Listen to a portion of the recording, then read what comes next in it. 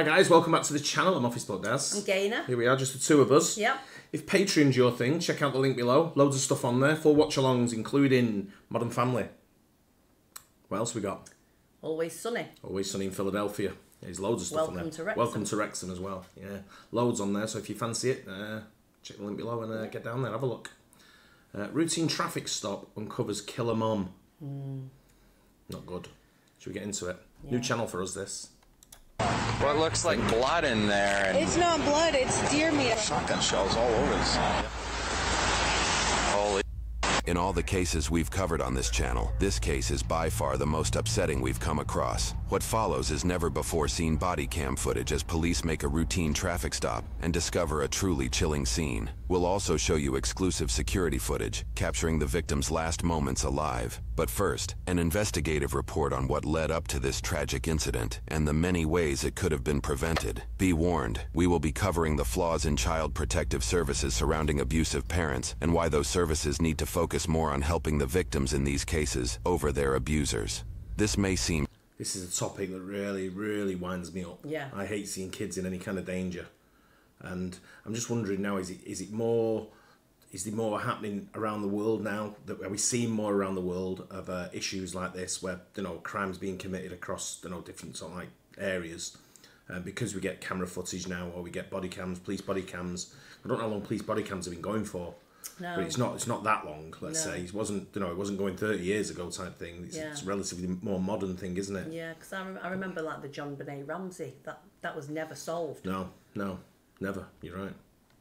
Straightforward, but domestic situations can become very complicated in cases where the abuser is the parent of a victim. Let's step back a moment and get some background on what exactly led up to this heinous crime. In December of 2015, Julissa Thaler and Tori Hart's child, Eli Kenneth Alejo Hart, was born. However, their relationship quickly went south. Court summons suggest that Julissa has a long history of substance abuse, including suspicions that she exposed Eli to a controlled substance while she was pregnant. The next line in the summons mentions Eli's genetic disorder, Townes-Brock syndrome, which left baby Eli with hearing loss and cleft feet. At this time, Julissa filed police complaints against Tori. She later admitted to the complaints being false, and that because of her mental health issues, she constantly accuses Hart of things that he doesn't do. After years of custody battles and allegations of abuse, Julissa and Tori undergo court-ordered evaluations. For years, Julissa gains custody of Eli, but struggles with homelessness.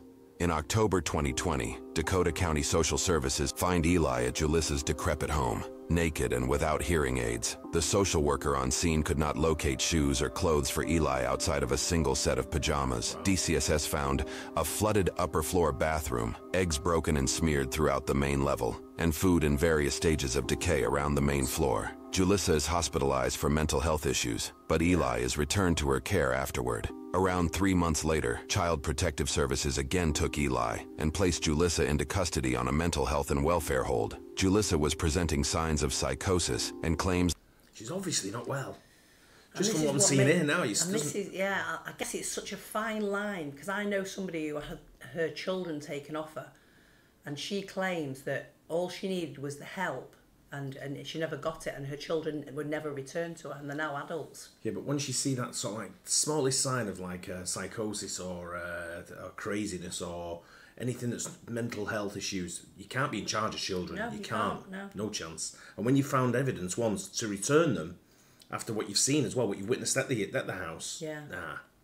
That she was hearing voices related to self-harm, among other paranoid delusions. This time, Eli was found with matted hair, cuts on his arms, and without his hearing aids. According to a court summons, Dakota County Judge Timothy Wormiger found it contrary to the welfare of Eli to permit him to remain in Julissa's care because of these 8 reasons, which includes Eli's risk of harm, his lack of food, clothing, shelter, and education, along with Julissa's criminal history and psychosis. Over the next few years, Julissa again and again proves she's not fit to be a parent. Throughout, Tori continuously signals to officials his concerns, which continue to go unheard. Here are just a few things Julissa has done, according to a court summons and numerous reports. Julissa told a story of dropping Eli's sippy cup off the side of a cliff in Colorado when he was younger. Her solution? She tied a rope to herself and climbed down to get it, leaving Eli unattended, open to the possibility of him falling off the cliff to his death. During visitation, Julissa berated Eli for the problems in her life and relationship, blaming him for the rotten food in her home, even after rotten food continued to exist in her household. After Eli was taken into foster care, Julissa told a social worker she can't eat or sleep and that she was living off Mountain Dew and cigarettes. After Julissa's visitations, Eli would have bathroom accidents, which was not typical for him. Julissa showed Eli disturbing videos she took of cat feces, along with images of naked women. Julissa gifted Eli a smart watch and would call and text him during Tori's visitation time. In the time Julissa needed to better herself for the court to gain custody of Eli, she had the police called on her over 20 times in a 10-month span. Julissa set up a noise machine in her home because she believed neighbors were spying on her. Julissa submitted numerous false police reports of Tori, claiming he was stalking her and was on methamphetamines. Both these accusations and more were disproven. During DCSS visits to her home, Julissa was found to be raising ducks in her living space, despite her attempts to hide them during inspections. 2 separate landlords kicked her out for causing problems. Julissa reportedly drove erratically when dropping Eli off at school, speeding on multiple occasions. Do you know what? There's so many people that can't have children that would love to take care of a little child. Julissa's obviously got major issues. For me here, right, she's showing what her issues are. Yeah. She's highlighting them constantly. It's the officials who are missing this and not sort of like doing what they should be doing. Yeah, exactly. The Department of Health or whatever, whoever sort of like, That poor little boy's just flied right under the radar. Yeah, it's just I don't know which County. No, not county. What department looks after this for mental health in the USA? But when you get it over here, if you show a fraction of what you've got there, they're on it. Yeah. You've got loads of jobs worth. So where are they going wrong here? Yeah. This is incredible. It's disgusting. The amount she's shown of what problems she has, and when she needs help, and it's just going ignored. Occasions and supposedly left tire marks on school grounds. While at school, Eli told teachers he didn't sleep the night before when he was with Julissa. His behavior also reportedly dropped dramatically at school when he was under her care. Julissa lied to the court about buying tickets to Disney World and did so in hopes that it would expedite the custody process to allow her to leave the state with Eli. Julissa stole prescription drugs, and during court-ordered drug test, she consistently failed. She also failed to keep up with court-ordered therapy sessions and parenting classes for over a year, and was given multiple 60-day extensions by the court to fulfill those requirements. Throughout all of Julissa's troublesome actions, Tori voiced his concerns for years to officials for the sake of Eli's safety. According to a court summons, here's some communications Tori sent to officials about his custody case and Julissa's actions. I do have concerns with her mental state that she could do something drastic. The whole purpose of this is to protect Eli, yet I feel he is now being put at risk. What kind of damage is this doing to Eli? This is terrifying to me and upsets me that Eli continues to have to go through this. How is this okay? How will Dakota County monitor Eli's safety and well-being now? Eli is in danger every day he is with her. My son is not safe with her. Who is protecting Eli? Even Eli's caregiver addressed concerns to officials saying, I feel so bad for Eli. I feel he will be injured or worse being back with his mom. Due to Julissa's false allegations against Tori, he agreed to comply with a safety and permanency plan in order to secure permanent custody of Eli. This included completing domestic violence and parenting classes, randomized drug testing, a mental health assessment, and adhering to an order for protection. In contrast to Julissa, Tori fulfilled all requirements. DCSS reported positive visitations with Tori, noting Eli's happiness, energy, and enjoyment during their time together. According to a court summons, DCSS reports can be quoted that, during these visits with Mr. Hart, Eli is noticeably smiling, talkative, energetic, and he seems to enjoy them. Despite the countless negative reports on Julissa and the positivity and capability of parenting shown by Tori, the court system continually pushed for reunification of the child with their mother over the father. Fast forward to March 2022. Tori filed for custody of Eli in Hennepin County Court, possibly to change the jurisdiction due to concerns about the current court's handling of the case. However, Hennepin Court said they couldn't grant custody due to the ongoing case in Dakota County, and could only move forward if the Chips case were to be dismissed. Within days, the court moved to dismiss the Chips file. Unbelievably, on May 4, 2022, the same defendant who filed all those negative reports against Julissa pushed to remove Eli from court supervision and into reunification with Julissa. Reports made on a later date cited the defendant had no immediate concern for Eli's physical well-being at the time. At this point, Eli had been in foster care for 466 days. Despite the recorded evidence that Julissa was not fit to parent Eli, Dakota County Judge Tim Wormiger removed Eli from the county's protection on May 10th. I'd love to sit down with some of these judges who come up with some of these decisions and say, can you just explain to me? Yeah, why? You know, what's the, you know, look at this. Yeah. Surely somewhere someone must have brought out the evidence, and I guess the child services or child protection or whatever are looking at this as well and going, no, you can't. Yeah. You just can't do it. A lot of these judges are a lot older than they should be. They should have They are over it. I know they are over here. I don't know if it's the same in the USA. But I'd love to get hold of this. I'll find out from this Tim Wormiger. What's he removing him from the county's protection? Why? Yeah.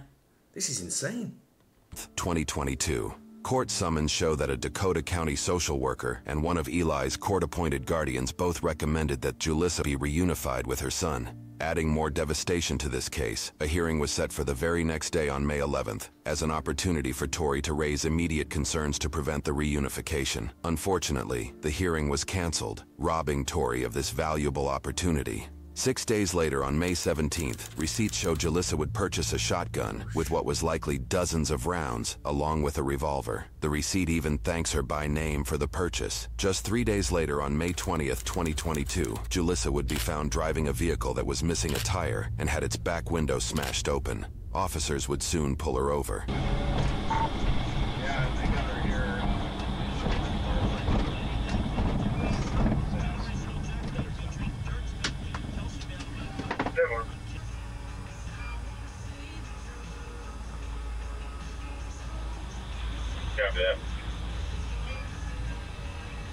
After a few minutes, 2 officers approach her vehicle from either side. According to police reports, the officers noticed shotgun shells, blood in the vehicle, and on Julissa herself, and what appeared to be gunshot holes in the back of the car seat. Julissa herself seems overly calm about the whole situation. According to police reports, she claimed the blood on her came from removing a tampon. Other suspicious claims were also made by Julissa, as seen from this limited body cam footage. There is no tire there. All right. There's what? Blood all over the car. Traffic violation. I have a broken windshield and I'm missing a tire because some kids were shooting at my car. I had some. What looks like blood in there? And It's not blood. It's deer meat. I had a big bag of. There's a farm around here that does deer meat and hamburgers. So. Shotgun shells all over this.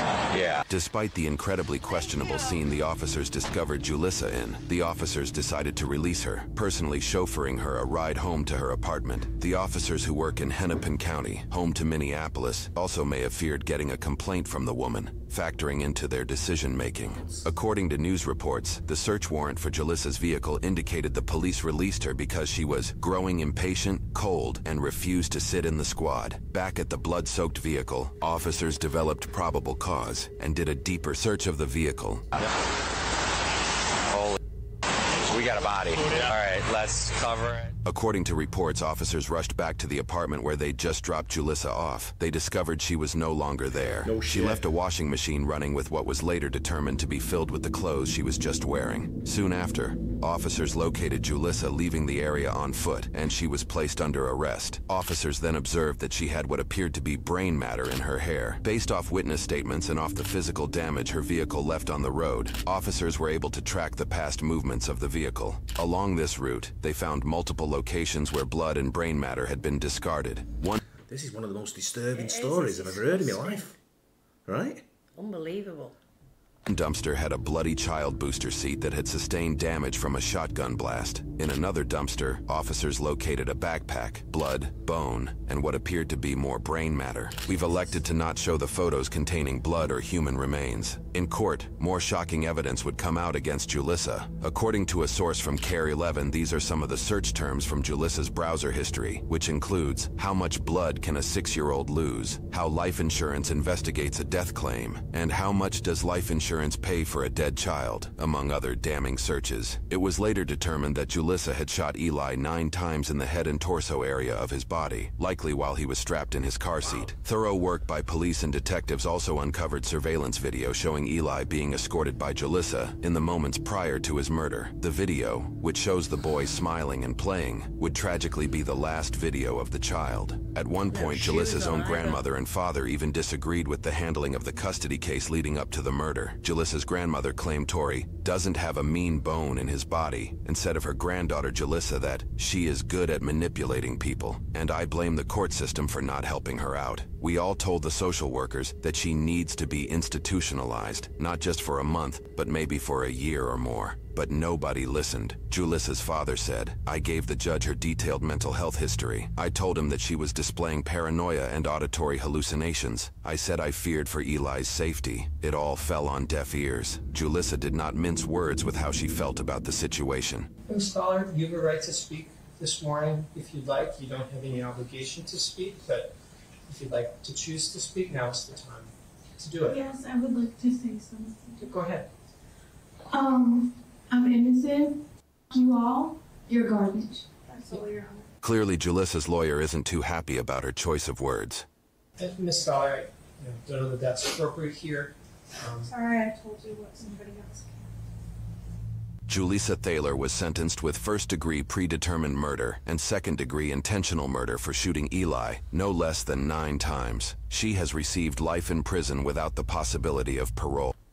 That is just this has sickened me big time. This is, I hate seeing that little kid. He's in the care of her. He thinks they're going to go and probably do something good. He's happy. He's running, and then I don't know. It's not. That's not good. That's not good enough. No.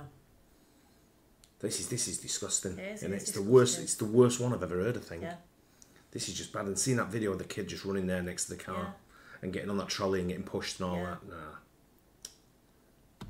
Currently, Tori is in the process of suing the defendants and a caretaker of Eli, who continue to suggest reuniting Eli with Julissa. That outcome is yet to be determined. Unfortunately, this is not the only case of this nature that was mishandled by Minnesota, and more specifically Dakota County and Ramsey County Child Support Services. Most recently, Child Protective... They need looking into. These child protection people.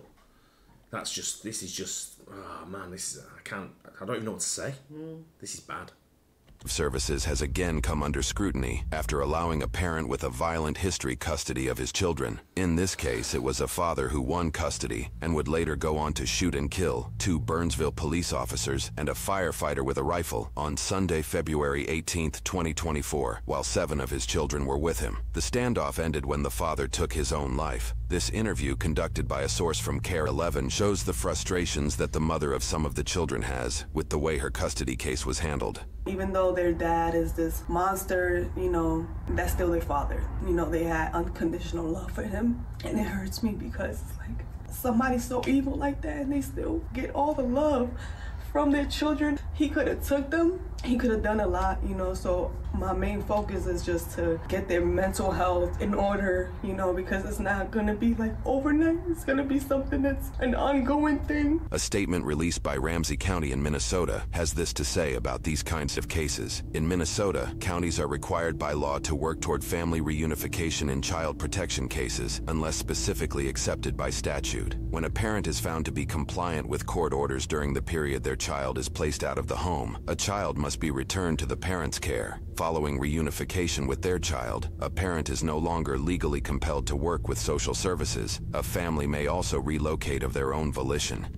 They need to have a good look at that bloody policy. They do. Hopefully, swift changes in how cases like these are handled happen soon to prevent future tragedies. Wow. Yeah. Wow. I don't know where to start with that. That's just there's just so much.